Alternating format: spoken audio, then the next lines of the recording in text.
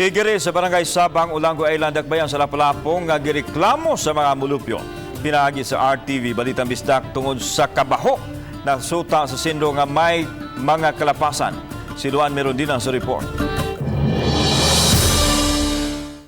Human mabalita sa RTV Balitang Bisdak ang reklamo sa mga residente sa Tunga Tuburan Sabang, Ulango Island gisusi sa mga taga-senro ang naasoing pigiri sa dapit ug nasuta nga may pipila kini ka mga kalapasan. Gawas nga walay mga dokumento gikan sa lokal nga kagamhanan sa pag-operate sa pigiri gikatahong dili usab kini maayo pagkalimpyo. Ato gyud advicean if mahimo murag ato gyud ipastop ang maong operasyon kay mismo ang mga tao tungod sa hitabo dito makadaot pud silang panglawas. In the first place pud wa pud sila yung mga documents from the city nga gi-allow sila pag conduct og maong swine racing kay more than 2 heads naman ang ilang anay.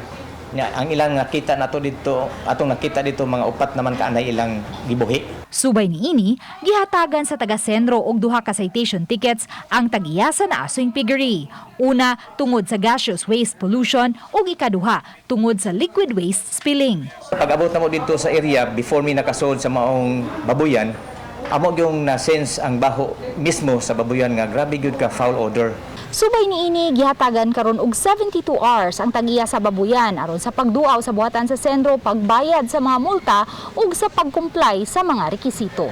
Mapasalamaton ang reklamante nga natagad na sa taga-senro ang taud-taud na nilang suliran. Pasalamat mi sa sindro nga ni Aris sila nga gitagaan nila og aksyon ng among reklamo.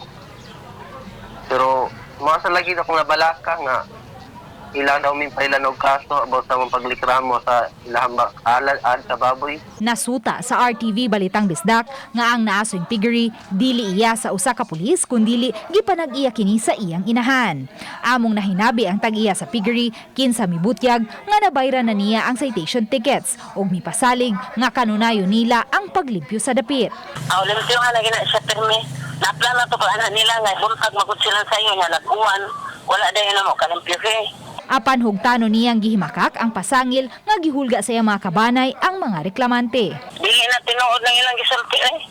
Basig ilahara ng tumok wala may kaybawaan ang istorya. Di ko ka manghulga kay ako ko'y nasayop nga manghulga na nung ko nila. Uban ni Godfrey Relien, Luan Merondina, Balitang Bisdak.